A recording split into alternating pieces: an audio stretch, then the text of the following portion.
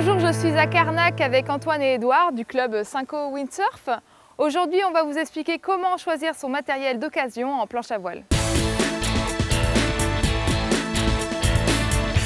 Donc en fait, la planche jaune là, qui est juste à côté de moi, en fait, c'est la planche débutant. C'est la planche qu'on va utiliser vraiment pour l'initiation et la découverte de l'activité. Et plus tu vas vers le bas, vers la planche de vague grise, et plus les planches sont techniques en fait. Tu remarqueras un tout petit peu que plus ça va, plus les shapes deviennent effilés, un peu plus performants, comparé à la planche en mousse ici qui est pour les débutants. Donc on va peut-être plutôt s'attarder vraiment sur la planche blanche et bleue qui est ici là. Déjà premièrement, regardez un petit peu l'aspect de la planche, regardez l'état de la peinture, regardez si elle a des petits pets sur le pont en dessous. Regardez un petit peu aussi sur le rail de la planche. Donc le rail, c'est la partie sur le côté. Voilà, vérifiez si elle n'a pas eu de coup, si elle n'a pas eu de réparation. Donc on fait vraiment le tour de la planche. Les points fragiles, souvent, sont situés plus sur l'arrière de la planche, au niveau des angles et à l'avant de la planche. Donc pensez à bien vérifier l'avant de la planche à voile, en dessous et au-dessus. D'autres points à vérifier qui peuvent être un petit peu gênants aussi, c'est les points de délamination. Donc les points de délamination, en fait, c'est la fibre de la planche qui se ramollit. Donc souvent ici, autour du pied de mât, d'accord, sur les côtés. Donc on s'appuie sur la planche, on vérifie, vraiment on appuie très fort pour voir s'il n'y a pas d'enfoncement. Donc partout ici. Et aussi un autre point qui subit aussi souvent pas mal de chocs, donc des chocs de talons entre les straps. Donc vraiment vérifier entre les straps et même bien vérifier le long du pad. Tous les appendices de la planche sont aussi à vérifier. Donc les foot straps, vérifier aussi que bon, ils soient pas complètement morts. Donc vérifier que les scratchs tiennent bien. Vérifier aussi les inserts de straps, parce que des vis peuvent des fois être cassées à l'intérieur et donc ça limite un petit peu tous les réglages qu'on peut avoir sur la planche. Vérifier aussi au niveau de l'aileron, voilà, qu'il n'y ait pas trop de jeu au niveau du boîtier. Donc faire le tour du boîtier d'aileron. Ne pas hésiter à demander d'enlever l'aileron justement pour voir si le boîtier n'est pas fêlé. Parce que après le problème c'est que l'aileron il ne rentrera plus bien dedans.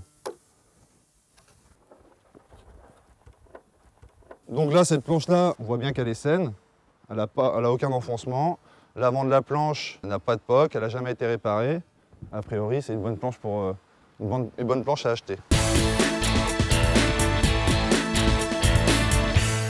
Donc sur l'aspect général, on voit que il n'y a eu aucune réparation. Se méfier quand même des stickers qu'on met sur les voiles. Hein, nous, là, on a mis le stickers de l'école, mais c'est pas un stickers de réparation. Donc le monofilm, c'est un tissu plastique qui est un petit peu cassant. C'est-à-dire que dès que la voile elle est un peu mal pliée, ça va avoir mal roulé, ça va tendance à faire des petits plis.